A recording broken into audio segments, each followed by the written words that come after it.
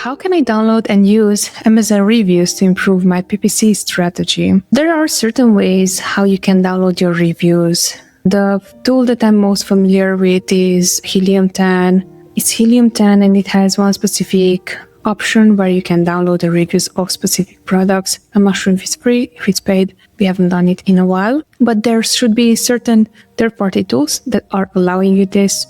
I'm just very curious about the way how you phrase it so you can improve your PPC strategy. The first thing that is right now coming to mind when you're saying that is how we would apply it, not for PPC, but we would apply it for seeing if there's any improvement to the listing itself that we could make is by improving the listing first. And then once that we improve the listing, and here to be super clear and specific, improving the listing is, example, we're going to download all the reviews. We're going to look through all the positive reviews, negative reviews, neutral reviews even. We want to get the sentiment buyer because based on that, we can see what to keep, what to delete, what to change, specific things our customers would look for when they are buying our product. Are there any keywords that would be relevant for us to include in our strategy? I would more use this, not as much applying the keyword itself to the PPC campaigns, but I would personally use it as improving my own listing and then based to the listing itself to bring more traffic.